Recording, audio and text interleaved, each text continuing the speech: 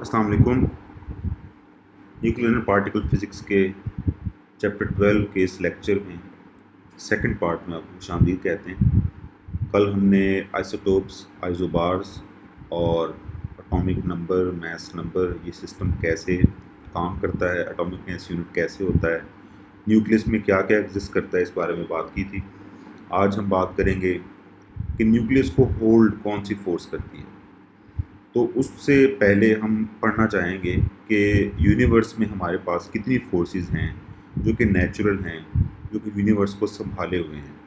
तो हमारे पास प्यारे बच्चों 4 बेसिक फोर्सेस हैं। ये जितनी भी इंटरेक्शंस यूनिवर्स में होती है, ये सारी की सारी 4 फोर्सेस की मरगुन मिन्नत है। और न्यूक्लियस के स्ट्रक्चर को और न्यूक्लियॉन्स की बाइंडिंग को समझने के लिए इन चारों फोर्सेस को समझना ज़रूरी है। सबसे पहली फोर्स जो है वो ग्रेविटेशनल है।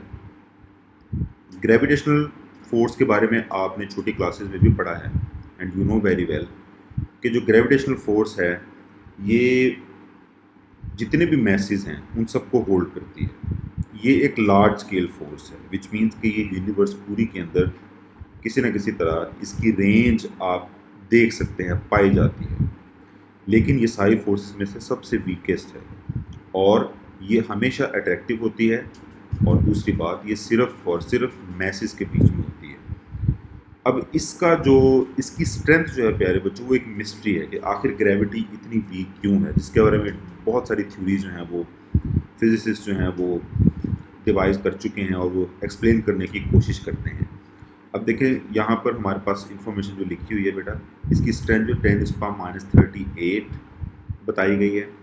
और ये बेसिकली ये जो 10⁻38 लिखी गई है, ये बेसिकली ये रिलेटिव स्ट्रेंथ है। ये ग्रेविटी की स्ट्रेंथ को हमने रेशो ली है इसकी स्ट्रॉन्ग न्यूक्लियर फोर्स से। आप देख सकते हैं स्ट्रॉन्ग न्यूक्लियर फोर्स सबसे स्ट्रॉन्ग फोर्स है, तो हम इसके मुकाबले में देखना चाहते हैं कि ग्रेविटी कितनी स्ट्रॉन्ग है। तो बेटा आप देख सकते हैं कि 10⁻38 टाइम्स, जो कि बहुत ही ज़्यादा वीक होगी स्ट्रॉन्ग न्यूक्लियर फोर्स से, इतनी कम ये फोर्स है। अब मॉडर्न थ्योरीज के मुताबिक जितनी भी फोर्सेस होंगी वो चंद पार्टिकल्स की वजह से आप एक तरह से कह सकते हैं ट्रांसफ़र होती हैं एक बॉडी से दूसरी बॉडी में। तो जो कैरी करती है ये फोर्स, जो पार्टिकल कैरी करता है, वो ग्रेविटॉन है। इसको 1930 के अराउंड जो है वो प्रपोज किया गया था, लेकिन ये आज तक डिस्कवर नहीं हो सका।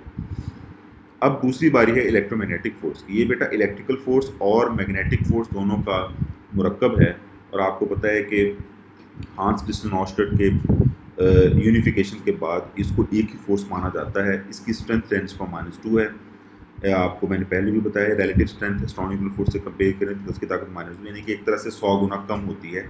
इसकी रेंज भी इन्फिनिटी मानी जाती है। देखें ये दोनों इन्फिनिट लिखे, लेकिन दोनों इन्फिनिट्स का मतलब डिफरेंट है। वो ऐसे है कि अगर आप स्ट्रॉन्ग न्यूक्लियर फोर्स या वीक न्यूक्लियर फोर्स को देखें तो उनकी रेंज बहुत ही स्मॉल है। अगर उनकी रेंज को हम अपनी रेंज से कंपेयर करें, जैसे कि न्यूक्लियस के साइज़ को कंपेयर करें सन और अर्थ के बीच में फासले से, तो हम मान सकते हैं कि वो इन्फिनिट है as compare to the size of the nucleus. इसी तरह इलेक्ट्रोमैग्नेटिक फोर्स में भी हमारे पास 1 मीटर, 2 मीटर, 3 मीटर तक फासले होते हैं चार्जेस के बीच में, चार्ज ऑब्जेक्ट्स के बीच में, या इससे कम भी हो सकते हैं, माइक्रॉन में हो सकते हैं, मिलीमीटर्स में हो सकते हैं, पाँच नैनोमीटर्स में भी हो सकते हैं। ये सारे के सारे एक तरीके से आप कह सकते हैं कई करोड़ या कई करोड़ से भी ज़्यादा, कई अरब गुना ज़्यादा फासले हैं एज़ कम्पेयर टू जो आप स्ट्रॉन्ग न्यूक्लियर फोर्स और वीक न्यूक्लियर फोर्स की रेंज को देखेंगे। 10 की ताकत -18 मीटर और 10 की ताकत -15 मीटर। तो इसको भी हम रेंज को इन्फिनिट मानेंगे। ये MCQ भी आ सकता है और उसको आपने पढ़ना है। अच्छा, आप देखें कि इसकी जो कैरियर पार्टिकल है वो फोटोन है, और फोटोन को तो हम बहुत डिटेल से पढ़ चुके हैं। तो फिर से बता दूं बेटा कि फोर्सेज होती हैं कैरी करने के लिए कुछ पार्टिकल्स यूज़ होते हैं जो कि उनको ट्रांसफ़र करते हैं, तो वो कैरियर पार्टिकल माने जाते हैं। और इलेक्ट्रोमैग्नेटिक का फोटोन होता है। इलेक्ट्रोमैग्नेटिक और ग्रेविटेशनल फोर्स में एक सिमिलैरिटी है कि दोनों इन्वर्स स्क्वायर लॉ को फॉलो करते हैं। आप दोनों के फार्मूलाज में देखेंगे, कूलम्ब्स लॉ में देखें या न्यूटन के ग्रेविटेशनल लॉ में देखें, दोनों के बटे में R का स्क्वायर होगा।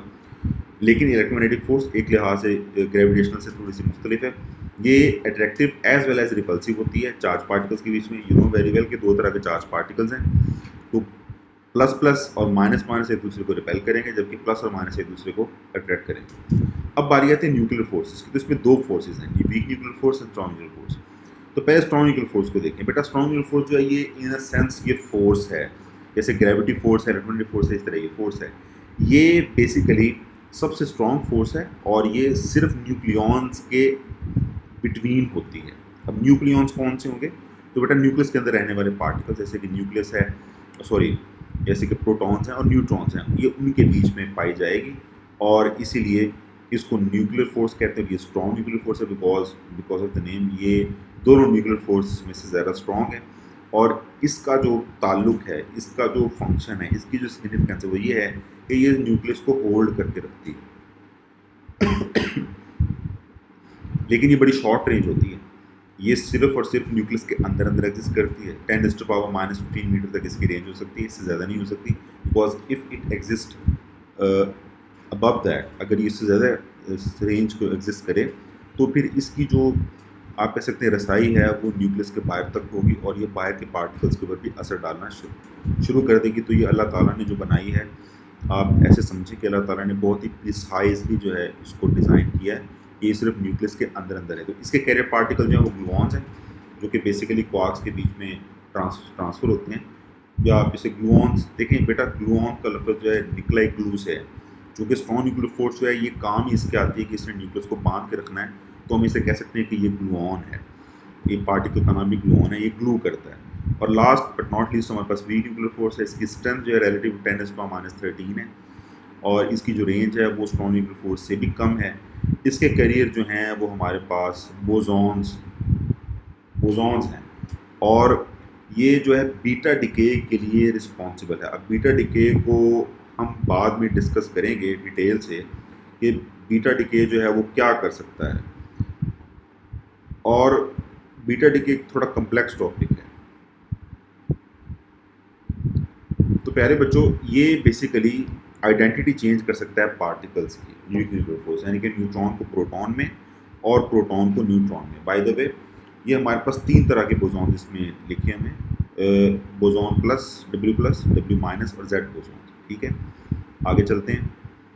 तो फोर्सेस का अगर हम कंपैरिजन करें डिटेल में तो आप देख सकते हैं कि ये चार्ट आपको ऊपर वाला जो टेबल है ये बहुत अच्छे से आपको बता रहा है कि ग्रेविटेशनल जो है रिलेटिव स्ट्रेंथ -38 है, ये इन्फिनिट रेंज होती है। ग्रेविटॉन कैरियर पार्टिकल है और ये सब पर जितने भी मैसिव पार्टिकल्स हैं उन पर लगती है। क्योंकि इलेक्ट्रोमैग्नेटिक फोर्स जो है 10⁻⁻2 इसकी रिलेटिव स्ट्रेंथ है, ये भी इन्फिनिट रेंज रखती है। फोटोन इसको कैरी करते हैं और ये चार्ज पार्टिकल्स पर लगती है। वीक न्यूक्लियर फोर्स जो है 10⁻⁻13 इसकी रिलेटिव स्ट्रेंथ है, इसकी रेंज 10⁻18 मीटर तक होती है। इसको W plus W minus Z bosons carry करते हैं और क्वार्क्स और लेप्टॉन्स पे लगती है।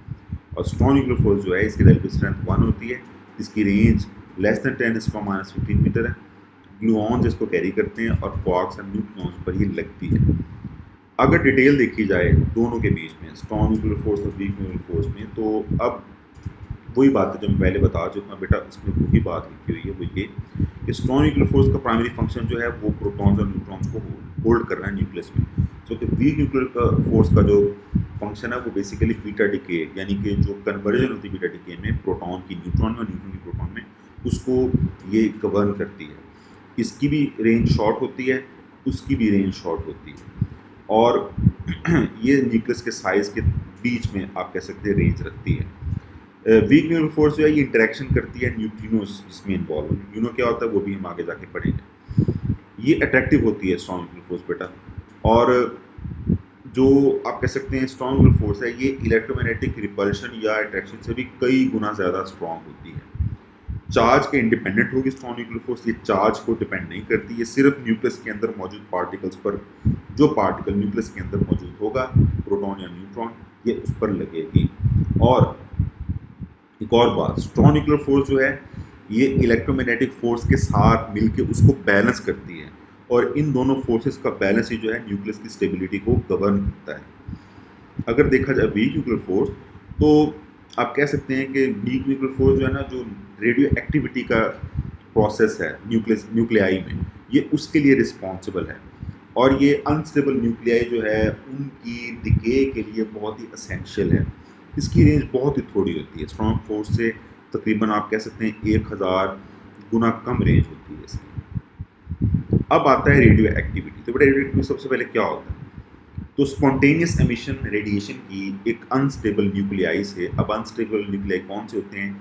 जिनका एटॉमिक नंबर 82 से अबव हो।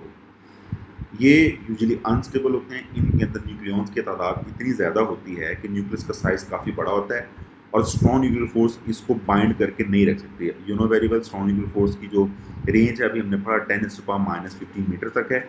इसका साइज़ उसके एज तक, उस लिमिट तक पहुंच जाता है। इस वजह से ये अनस्टेबल होता है। तो अल्लाह ताला ने इसके लिए एक ये तरीका रखा है कि इस आप कह सकते हैं अनस्टेबल न्यूक्लियाई को स्टेबल में कन्वर्ट करने के लिए ये रेडिएशन को एमिट करना स्टार्ट करता है। जैसे कि आप इमेजिन करें एक बलून है हमारे पास, उस बलून में हवा भरी हुई है। अब वो जो हवा जब ज़्यादा होगी तो आपने उस बलून को एक जगह छोड़ दिया बर्थडे पार्टी के बाद या किसी और सेलिब्रेशन के बाद, वो बलून जो है कहीं नीचे सोफ़ा के नीचे, कुर्सी के नीचे पड़ा रहेगा।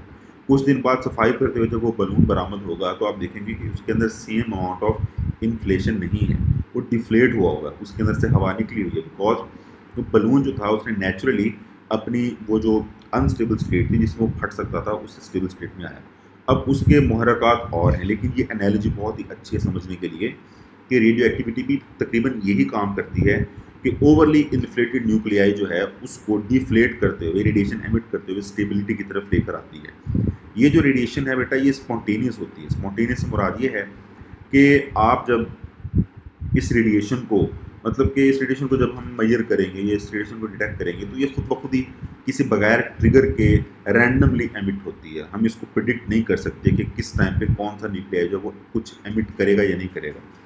इसको माना ये सबसे पहले जो इसको डिस्कवर किया गया था वो हेनरी बैकरल ने किया था। एंड हेनरी बैकरल ने इसको डिस्कवर किया था व्हेन जो फोटोग्राफिक प्लेट्स उसके ऑफिस में या उसकी लैब में जो अंदर काले कपड़े में लपेट के तराजों में रखी गई थी, उनके ऊपर भी दाग दिखे।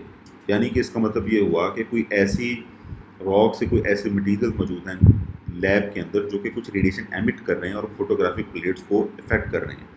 तो चूंकि फोटोग्राफिक प्लेट्स जो थी वो थोड़ी दूर पड़ी थी, जबकि हमारे पास जो रेडियोएक्टिव मटेरियल है वो उससे काफ़ी दूर था।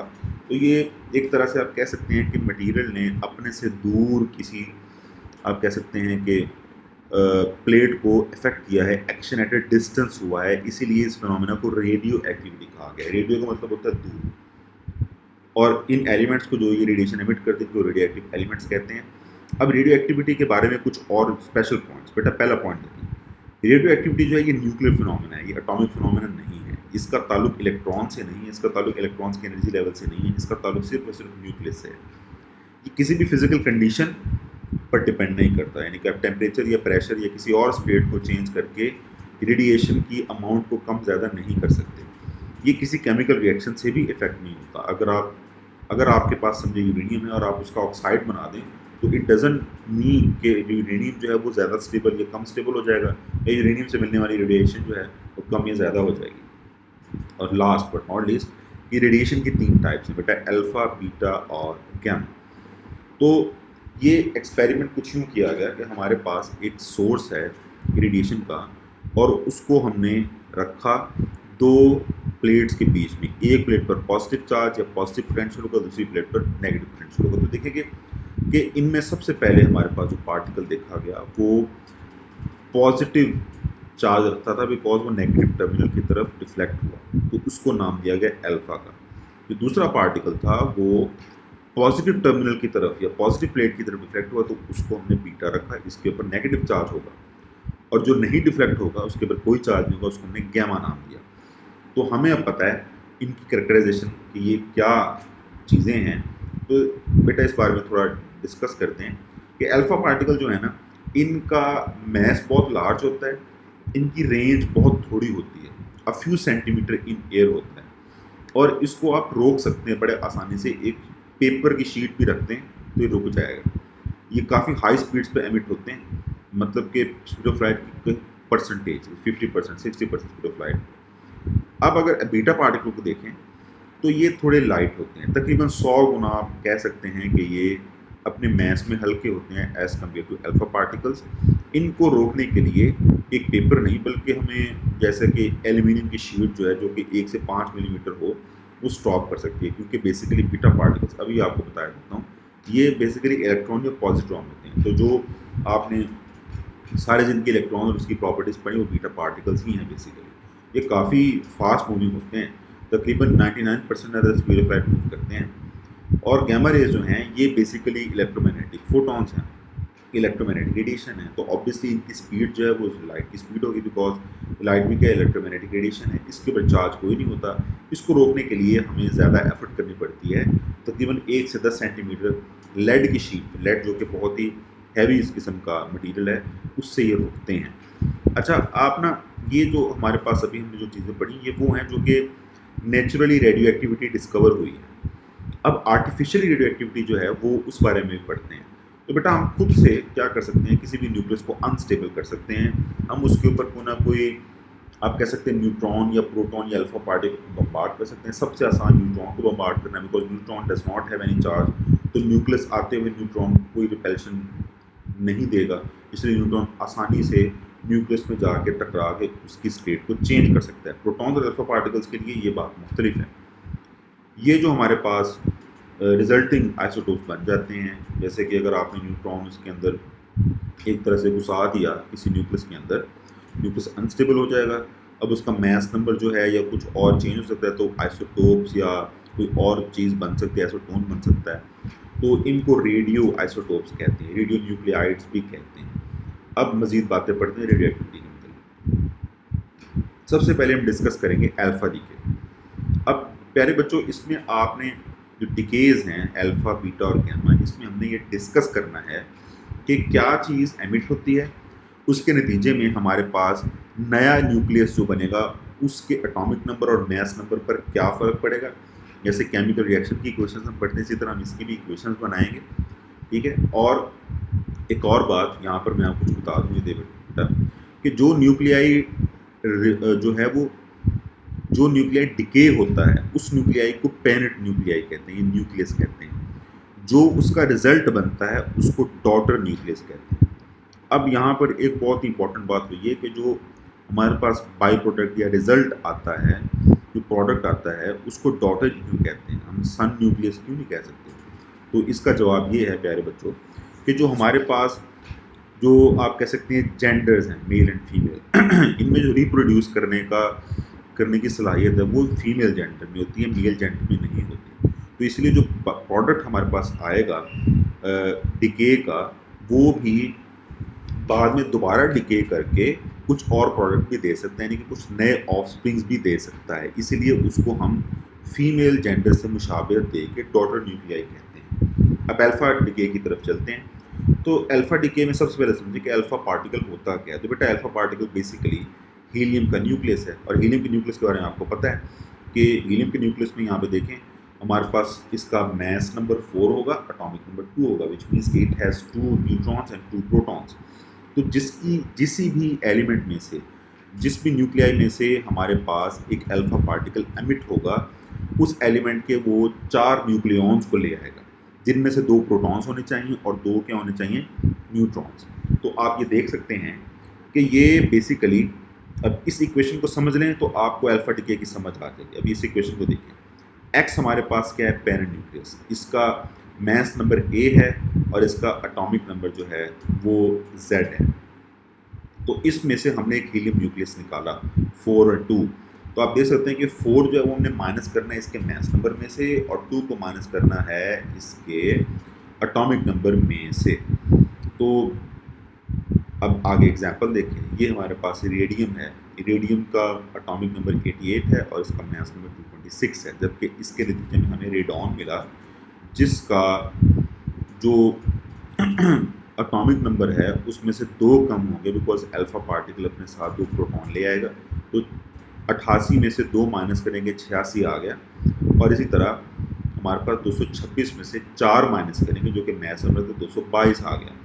बाज़ वक़्त आपको इस तरह का MCQ या सवाल भी आ सकता है जिसमें रेडॉन की जगह वो क्वेश्चन मार्क लगा देगा और आपको गैस करना पड़ेगा कि अगर रेडियम में से एक अल्फा पार्टिकल एमिट होगा तो इसका जो डॉटर न्यूक्लियाई है वो कौन सा होगा। तो वो आपको पीरियोडिक टेबल के बारे में अच्छी इन्फॉर्मेशन होनी चाहिए। ये एमडी कैट के भी पार्ट हैं, अल्फा बीटा और गैमा डीके जो है ये एमडी कैट का भी पार्ट है। अब जो हमारे पास लेफ्ट साइड पे ये बॉक्स है, इसके अंदर अल्फा पार्टिकल की प्रॉपर्टीज़ हैं। अल्फा पार्टिकल बेटा जो है वो हीलियम का न्यूक्लियस है, 2 प्रोटॉन और 2 न्यूट्रॉन पर मुश्तमिल होता है। इसकी नोटेशन He42 और इसके राइट अपर राइट कॉर्नर में 2 पॉजिटिव इसका चार्ज लिखा गया है। इसको अकेले अल्फा के लेटर से भी डिनोट कर सकते हैं जो कि ग्रीक लेटर है। इसके बाद चार्ज +2e होता है, इसका मास 4 AMU या 4 यूनिट्स होता है। इसकी स्पीड जो है आप कह सकते हैं 10⁷ मीटर पर सेकेंड है, जो कि काफ़ी करीब है स्पीड ऑफ लाइट के। इसकी एयर में रेंज बहुत थोड़ी होती है, फ्यू सेंटीमीटर होता है। इसकी आयनाइजेशन पावर जो है वो आप कह सकते हैं 10 की ताकत 4 आयन पेयर्स बना सकता है 1 मिलीमीटर में। बहुत इंपॉर्टेंट इंफॉर्मेशन है कि इसकी आयनाइजेशन पावर कितनी होती है। इसको एक शीट ऑफ पेपर से आप आराम से ऑब्जॉर्व कर सकते हैं और इसकी एनर्जी जो है वो डिस्क्रीट होती है, विच मीन्स कि इट अल्फा पार्टिकल्स की एनर्जी में कोई ज़्यादा फर्क नहीं आएगा। जैसे जो कार्टून है आप देख सकते हैं कि रेडियम को शो किया गया है, एक अल्फा पार्टिकल उसने एमिट किया और उसके बाद वो रेडॉन में कन्वर्ट हो गया। रेडियम 226 जो है रेडॉन 222 में कन्वर्ट हो गया है। और इस एलिमेंटल चेंज को अब देखें ज़रा, इसकी वैल्यू है, इस एलिमेंटल चेंज को ट्रांसम्यूटेशन कहते हैं, न्यूक्लियर ट्रांसम्यूटेशन। अच्छा, एक और बात याद रखें कि हमारे पास ज़रूरी नहीं है कि पेरेंट और जो डॉटर और जो हमारे पास अल्फा पार्टिकल है, या आप कह सकते हैं कि जो ये हमारे पास पेरेंट है और जो प्रोडक्ट्स हैं इनका मैस बिल्कुल सेम आए। इनमें थोड़ा सा फ़र्क आ सकता है। ये जो फ़र्क आता है ये फिर एनर्जी की सूरत में रिलीज़ होता है। इसको डिसइंटीग्रेशन एनर्जी कहते हैं और इसको इन शॉर्ट न्यूक्लियर साइंटिस्ट में क्यू वैल्यू भी कहते हैं। इस आप कह सकते हैं ट्रांसम्यूटेशन। तो ये अल्फा पार्टिकल था। अब चलते हैं बीटा पार्टिकल्स के डिके की तरफ। बीटा डिके के बारे में बात करते हैं बेटा। बीटा डिके जो है इसको गवर्न करती वीक न्यूक्लियर फोर्स। उसकी वजह कि इसमें एक न्यूट्रॉन को प्रोटॉन में या प्रोटॉन को न्यूट्रॉन में कन्वर्ट होना ज़रूरी होता है। इसलिए हमने पहले भी पढ़ा कि वीक न्यूक्लियर फोर्स जो है ये ट्रांसपोर्टेशन में किरदार अदा करती है। इसलिए बीटा डिके के लिए जो आप कह सकते हैं एसेंशियल फोर्स है वो वीक न्यूक्लियर फोर्स है। अब बीटा डिके 2 तरह के होते हैं, एक बीटा माइनस डिके, एक बीटा प्लस डिके है। बीटा माइनस डिके में प्यारे बच्चों हमारे पास इलेक्ट्रॉन एमिट होगा और बीटा प्लस डिके में हमारे पास एक पॉजिट्रॉन एमिट होगा। अब दोनों किस कंडीशन में होते हैं तो ऊपर लिखा भी आपको नज़र आ सकता है कि न्यूट्रिनो जो है, सॉरी प्यारे बच्चों, जब न्यूट्रॉन प्रोटॉन रेशो हाई होती है तब बीटा माइनस डिके होता है और जब न्यूट्रॉन प्रोटॉन रेशो जो है वो लो होती है काफ़ी, तब ये बीटा प्लस डिके होता है। तो अब इस बात को ज़रा समझें कि इसका मतलब क्या है। तो देखें, अगर न्यूट्रॉन प्रोटॉन रेशो हाई है विच मीन्स कि न्यूट्रॉन्स की तादाद प्रोटॉन से ज़्यादा है, तो क्या होगा कि एक न्यूट्रॉन को कन्वर्ट होना होगा प्रोटॉन में ताकि वो किसी अंदाज में किसी भी तरह से दोनों एक दूसरे की तादाद को बैलेंस कर सकें। तो अब चूंकि न्यूट्रॉन में प्रोटॉन में कन्वर्ट होना है तो चार्ज की कंजर्वेशन के मुताबिक जब न्यूट्रॉन जिस पर कोई चार्ज नहीं है वो एक प्रोटॉन बनाएगा जिस पर पॉजिटिव चार्ज है, तो प्रोटॉन के पॉजिटिव चार्ज के मुकाबले में नेगेटिव चार्ज भी बनना चाहिए। इसीलिए हमारे पास जो पार्टिकल मिलता है वो इलेक्ट्रॉन होता है। अब बीटा प्लस डिके के बारे में जब बात करेंगे तो इसमें न्यूट्रॉन प्रोटॉन रेशो बहुत लो होती है, विच मीन्स कि प्रोटॉन्स की तादाद न्यूट्रॉन्स से काफ़ी ज़्यादा है। इसका मतलब ये हुआ कि बेसिकली अब प्रोटॉन को अपनी तादाद बैलेंस करनी है न्यूट्रॉन की तरफ, तो जब प्रोटॉन को एमिट करना है या प्रोटॉन को जब बनना है न्यूट्रॉन में, तो प्रोटॉन जिस पर पॉजिटिव चार्ज है और न्यूट्रॉन जिस पर कोई चार्ज नहीं है, तो चार्ज को कंजर्व करने के लिए प्रोटॉन को अपने चार्ज के बराबर एक पार्टिकल एमिट करना है और वो पॉजिट्रॉन है। इसीलिए दोनों जो डिके हैं वो डिफरेंट कंडीशंस में होते हैं। अब अगर हम यहाँ पर देखें कि जो स्टेटमेंट के नीचे हमारे पास रिएक्शन लिखा है, तो आप कह सकते हैं ये न्यूट्रॉन प्रोटॉन में कन्वर्ट हो रहा है, एक हमारे पास इलेक्ट्रॉन आ गया और साथ में एंटी न्यूट्रिनो है। इसी तरह एक प्रोटॉन न्यूट्रॉन में कन्वर्ट हुआ, एक पॉजिट्रॉन आया और हमारे पास एक न्यूट्रिनो बना है। ठीक है, तो ये जो रिएक्शन है इसको एक बार देख लें, मैं आपको आगे स्केच डायग्राम से इसको डिटेल से समझाऊंगा। अब इन दोनों को अगर मैं कंपेयर करूं, दोनों में क्या फ़र्क है, कुछ सीधा फ़र्क के बारे में डिस्कस करते हैं। पहले बच्चों, बीटा माइनस डिके में हमारे पास इलेक्ट्रॉन एमिट होता है, ये ऑर्बिटल इलेक्ट्रॉन नहीं है, ये न्यूक्लियस के अंदर से एमिट होगा। बीटा प्लस डिके में हमारे पास पॉजिट्रॉन एमिट होता है, ये इलेक्ट्रॉन का एंटी पार्टिकल है। बीटा नेगेटिव में हमारे पास न्यूट्रॉन डिके करता है प्रोटॉन में, जबकि बीटा प्लस डिके में प्रोटॉन डिके करता है न्यूट्रॉन। बीटा माइनस डिके में एटॉमिक नंबर 1 बढ़ जाएगा, मास नंबर सेम रहेगा। बीटा प्लस डिके में एटॉमिक नंबर 1 कम हो जाएगा, मास सेम रहेगा। बीटा माइनस डिके में एंटी न्यूट्रिनो एमिट होता है और वो एक्सेस एनर्जी कैरी करता है, जबकि बीटा प्लस डिके में न्यूट्रिनो एमिट होता है। अब इसकी एग्जांपल भी डिस्कस नीचे की हुई है प्यारे बच्चों।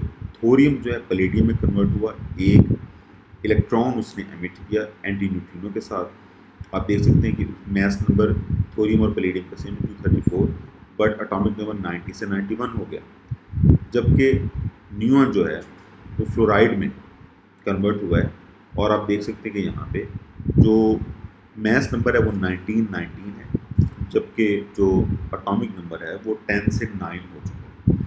अब देखें यहाँ पर नीचे ना एक और बात लिखी हुई है कि एनर्जी स्पेक्ट्रम जो है बीटा डिके का वो कंटिन्यूस होता है। What is energy spectrum? तो ये मैं आपको एक्सप्लेन करना चाहता हूँ। देखें, ये जो नीचे एनर्जी स्पेक्ट्रम के बारे में बात की गई है, ये बहुत इंपॉर्टेंट है कि ये लॉ ऑफ कंजर्वेशन ऑफ मास या एनर्जी को डिफाई करता था और साइंटिस्ट से समझते थे कि मे बी ये लॉ जो है दुरुस्त नहीं है। और बाद में वुल्फगैंग पॉली ने पॉल डिराक ने 1930 में इसको एक तरह से सेव किया।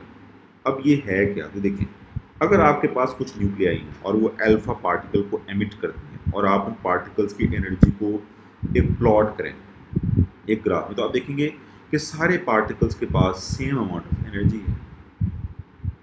लेकिन अगर हम बीटा पार्टिकल्स को देखें तो बीटा पार्टिकल्स के पास एनर्जी मुख्तलिफ होती है। हमें इतना पता है कि इस न्यूक्लियर ट्रांसम्यूटेशन के नतीजे में टोटल एनर्जी कितनी रिलीज़ होनी चाहिए, बट वी सी के कभी हमारे पास 8 इलेक्ट्रॉन वोल्ट मिल रही है, कभी हमारे पास 2 इलेक्ट्रॉन वोल्ट मिल रही है। मैं मिसाल के तौर पे कह रहा हूँ। तो हमेशा बीटा पार्टिकल सेम एनर्जी से एमिट नहीं होगा, टोटल एनर्जी उतनी ही है।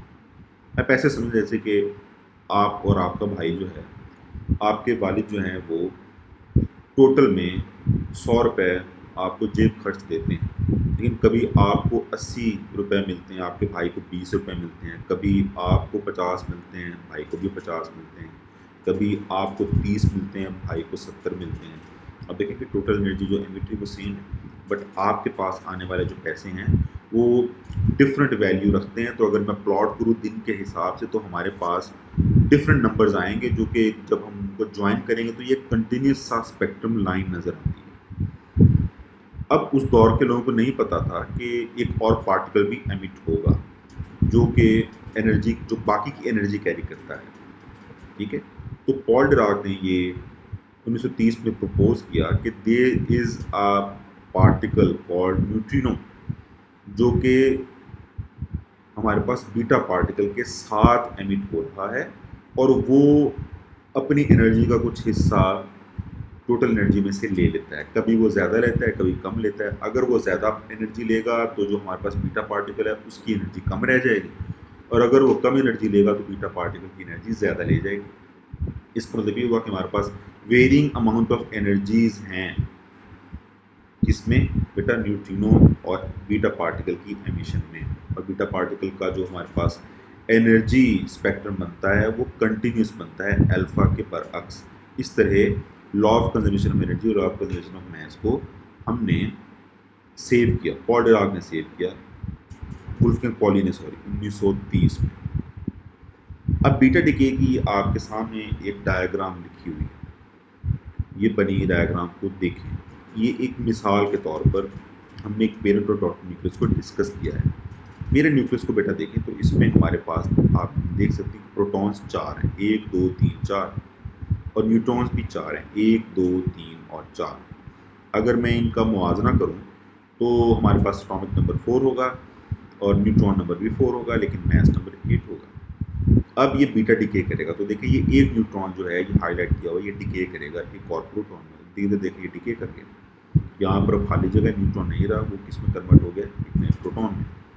तो साथ ही चूंकि हमने मास को कंजर्व करना है, तो चार्ज को कंजर्व करना है, तो आप देख सकते हैं कि इलेक्ट्रॉन ने जब एमिट किया माइनस ई चार्ज आया, तो एक प्रोटॉन भी जब बना वो प्लस ई चार्ज लेकर आया, तो दोनों को अगर आप जमा करेंगे प्लस और माइनस ई को, तो आंसर आपका ज़ीरो आएगा। तो हमारे पास चार्ज कंजर्व रह गया। लेकिन अब जरा देखें कि एटॉमिक नंबर और मास नंबर में क्या फ़र्क आया। तो पहले बच्चों पहले 4 प्रोटॉन थे, अब कितने हो गए 5, विच मीन्स के Z जो है वो 1 इंक्रीज कर गया 5, जबकि न्यूट्रॉन नंबर 3 हो गया। लेकिन अगर आप टोटल न्यूक्लियॉन्स की तादाद को देखें तो इधर भी 4 जमा 4 8 थे और इधर 5 जमा 3 अभी भी क्या है 8 हैं। तो मास नंबर अनचेंज है। और डीके प्रोडक्ट जो एमिट हुए वो आपके सामने है। इलेक्ट्रॉन एमिट हुआ -1 चार्ज है, एक एंटी न्यूट्रिनो एमिट हुआ, उसके बाद चार्ज 0, और गामा रे जो काफ़ी हद तक अक्सर औकात एमिट होता है उसके पास थोड़ी बहुत एनर्जी होगी। ये हमारे पास तीसरा प्रोडक्ट है। कंजर्वेशन के लॉज देखें तो प्यारे बच्चों मास नंबर कंजर्व रह गया, पहले भी 8 था बाद में भी 8 था। एटॉमिक नंबर जो है वो 4 to 5 हो गया, जबकि जो चार्ज है वो -1 एमिट हुआ है। चार्ज नंबर आप देख सकते हैं, लेकिन अगर आप इसको प्रोटॉन के चार्ज के साथ प्लस करेंगे तो आंसर 0 है। अब देखते हैं beta plus decay. Beta plus decay में आप देख सकते हैं कि हमारे पास वही 4 जमा 4 पेरेंट न्यूक्लियाई के प्रोटॉन्स और न्यूट्रॉन्स मौजूद हैं। अब beta plus decay positron emit होगा, तो कैसे एमिट होगा कि एक प्रोटॉन जो है वो कन्वर्ट हो गया है न्यूट्रॉन में। अब इसमें क्या हुआ प्यारे बच्चों, पहले प्रोटॉन 4 थे, तो प्रोटॉन अब कितने रह गए 3, विच मीन्स के जो एटॉमिक नंबर है वो 4 से 3 हो गया है, लेकिन न्यूट्रॉन नंबर जो है वो 4 से 5 हो गया है। मास नंबर दोनों तरफ देखिए प्यारे बच्चों, 4 जमा 4 अभी भी 8 है, जबकि 3 जमा 5 अभी भी 8 है। तो डिके प्रोडक्ट जो एमिट हुए हैं, तो बेटा इलेक्ट्रॉन की जगह पॉजिट्रॉन एमिट हुआ और न्यूट्रिनो आ गया और एक गामा रे का फोटॉन आ गया। कंजर्वेशन लॉज आप देख सकते हैं कि मास नंबर कंजर्व है, एटॉमिक नंबर में से 1 कम हुआ है चूँकि पॉजिट्रॉन एमिट हुआ है, इलेक्ट्रिक चार्ज जो है वो 1 + 1 आया है। लेकिन अगर आप उसको पॉजिट्रॉन के अंदाज में देखें तो पॉजिट्रॉन एक एमिट हुआ है, तो हम कहेंगे कंजर्व ही रहा है। तो गामा डिके सबसे एंड में आया है। गामा डिके सबसे इंटरेस्टिंग है, वो इसलिए कि ये बेसिकली आप कह सकते हैं कि न्यूक्लियस जो है वो एक एक्साइटेड स्टेट में लाई करता है। जैसे कि आप देख सकते हैं कि एटम के अंदर भी स्टेट्स होती हैं, हाई एनर्जी स्टेट्स होती हैं, लो एनर्जी स्टेट्स होती हैं, ग्राउंड स्टेट होती है। इसी तरह न्यूक्लियाई के अंदर भी ये स्टेट्स मौजूद हैं। और जब एक न्यूक्लियस में जो न्यूक्लियॉन्स हैं वो हाई एनर्जी स्टेट में पहुंचते हैं, तो वो न्यूक्लियस जो है वो अनस्टेबल होता है। हम इसे कह सकते हैं कि न्यूक्लियस अपनी एक्साइटेड स्टेट में है। तो जब जिस तरह एक एटम जो है एक्साइटेड से डी एक्साइट होता है, तो वो क्या करता है प्यारे बच्चों, वो एक फोटोन एमिट करके निचली स्टेट में वापस आ जाता है और अब खुद को स्टेबल कर लेता है। तो जब न्यूक्लियस की बात करेंगे तो उसमें भी न्यूक्लियॉन्स हैं वो ऊपर से निचली स्टेट में आएंगे तो वो फोटोन एमिट करेंगे। ये जो ड्रॉप करेंगे ग्राउंड स्टेट में फोटोन एमिट करेगा, तो ये फोटोन गामा रे का फोटोन आता है, because nucleus carries a ट्रेमेंडस amount of energy. तो जो फोटोन वो एमिट होगा वो भी बहुत ही ज़्यादा एनर्जी जो है वो कैरी करता है। तो पेरेंट एटम जो है वो गामा रेडिएशन एमिट करेगा एक्साइटेड न्यूक्लियस से और ग्राउंड स्टेट को ड्रॉप करेगा। जो बोथ चार्ज नंबर्स हैं जेड और मास वो सेम रहेंगे, बिकॉज देखें ना हम न्यूक्लियस की स्टेट जो एनर्जी स्टेट है उसको डिस्कस कर रहे हैं, इसमें ट्रांसम्यूटेशन नहीं हो रही। अब जो गामा रे एमिट हुई है तो बेसिकली वो इलेक्ट्रोमैग्नेटिक वेव है, तो हाईएस्ट फ्रीक्वेंसी रखेगी। इसकी स्पीड जो है वो बहुत हाई होती है, तकरीबन आपके बिजनेस बिलो फ्लाइट से ये ट्रैवल करता है। पेनिट्रेटिंग पावर भी इसकी बहुत ज़्यादा हाई होती है। आयनाइजिंग पावर इसकी लो होती है। एक और बात याद रखिए बच्चों, पेनिट्रेटिंग पावर और आयनाइजिंग पावर एक दूसरे के उलट हैं। जो पार्टिकल जितना आयनाइज ज़्यादा करेगा उतनी पेनिट्रेटिंग पावर उसकी थोड़ी होती है। ठीक है, जैसे कि आपको उर्दू की वो कहावत पता है कि जो शख्स है रास्ते में आने वाले हर आप कह सकते हैं रुकावट पे चर्चा करने की कोशिश करे तो वो अपनी मंजिल तक पहुंचने में उसको मुश्किल होगी, जबकि जो बंदा अपने रास्ते में आने वाली रुकावटों को इग्नोर करता है वो जल्दी मंजिल पर पहुंच पाता है, ज़्यादा दूर तक जा सकता है। इसी तरह जो पार्टिकल्स ज़्यादा आयनाइज करते हैं वो जल्दी अपनी एनर्जी लूज़ करके रुक जाते हैं, जबकि जो पार्टिकल्स कम आयनाइजेशन करते हैं वो अपनी एनर्जी देर तक रखते हैं और दूर तक चलती हैं, इनकी पेनिट्रेटिंग पावर ज़्यादा होती है। इसको रोका कैसे जा सकता है, तो बेटा लेड की शीट जो है 1 से 10 सेंटीमीटर या फिर कई मीटर कंक्रीट जो है उससे इसको रोका जा सकता है। ये बेसिकली आप कह सकते हैं कि बाज़ औक़ात न्यूक्लियाई जो है वो अल्फा और बीटा डिके के साथ साथ गामा डिके भी करते हैं, क्योंकि उनके पास ना सिर्फ ये कि उन्होंने अपने एक तरह से जो न्यूक्लियॉन्स हैं उनको ट्रांसम्यूटेट करना है, या न्यूक्लियॉन्स को एमिट करना है, या न्यूक्लियॉन्स को चेंज करना है, लेकिन उन्होंने अपनी जो न्यूक्लियस की एनर्जी स्टेट है उसको भी लोअर स्टेट में लाना है। तो इसलिए वो साथ साथ एक गैमा फोटोन भी एमिट करते हैं। अगर हम कंपैरिजन करें अल्फ़ा, बीटा और गैमा रेडिएशन का, तो आप देख सकते हैं कि तीनों के नेचर जो हैं हम जान चुके हैं अब, कि अल्फ़ा न्यूक्लियाई होता है हीलियम का, जबकि बीटा पार्टिकल जो इलेक्ट्रॉन या पॉजिट्रॉन हो सकते हैं, और गैमा रेज में इलेक्ट्रोमैग्नेटिक वेव्स हैं। टिपिकल सोर्स जो हैं हमारे पास तीनों के, तो अल्फ़ा पार्टिकल का सोर्स रेडॉन 222 है, जबकि बीटा पार्टिकल्स का स्ट्रोंशियम 94 है, और गैमा पार्टिकल्स का कोबाल्ट 60 है। जो आयनाइजेशन है, तो आप देख सकते हैं कि 1 मिलीमीटर के मैटर में जो अल्फ़ा पार्टिकल है 10 की ताकत 4 पेयर यानी कि 10,000 पेयर बनाता है, जबकि बीटा पार्टिकल 100 पेयर बनाता है, और गैमा पार्टिकल्स 1 पेयर बनाता है। एयर में जो रेंज है वो अल्फ़ा पार्टिकल्स की कई सेंटीमीटर है, बीटा पार्टिकल्स की उससे भी ज़्यादा है, सेवरल मीटर्स है, और गैमा पार्टिकल जो ये इन्वर्स स्क्वायर लॉ को फॉलो करते हैं, विच मीन्स कि इनकी जो इंटेंसिटी है वो स्क्वायर के हिसाब से कम होगी। अगर आप फासला डबल कर देंगे तो 4 गुना इनकी तादाद कम हो जाएगी, अगर आप फासला ट्रिपल कर देंगे तो इनकी तादाद में 9 गुना की डिक्रीज आए। इनको एब्जॉर्ब कौन कौन चीज़ें कर सकती हैं, तो बेटा अल्फ़ा पार्टिकल को पेपर करता है, बीटा पार्टिकल को एल्यूमिनियम कर सकता है 1 से 5 मिलीमीटर का, गैमा पार्टिकल्स को लेड 1 से 10 सेंटीमीटर, या फिर बहुत ही मोटा मीटर्स में मोटा कॉन्क्रीट जो है वो एब्जॉर्ब कर सकता है। एनर्जी स्पेक्ट्रम जो है बीटा और गैमा का कंटिन्यूस होता है, डिफरेंट एनर्जीज रखते हैं, जबकि अल्फ़ा पार्टिकल एक ही एनर्जी रखता है। जो स्पीड है इनकी, तो आप देख सकते हैं सबसे तेज़ स्पीड जो है वो गैमा पार्टिकल्स की, बिकॉज एक्चुअली में ये बेसिकली एक इलेक्ट्रोमैग्नेटिक फोटोन ही तो है, जबकि बीटा पार्टिकल जो है ये तकरीबन 99% स्पीड ऑफ लाइट पर चलते हैं, और अल्फ़ा पार्टिकल जो हैं वो भी कुछ percentage of speed of light पर चलते हैं। तो यहाँ पर हमारे पास डिके जो हैं हमने उनको समझा, और पार्ट 2 जो है वो अपने इख्तिताम को पहुँचता है। इंशाल्लाह नेक्स्ट पार्ट में दोबारा हाजिर हूँ। शुक्रिया।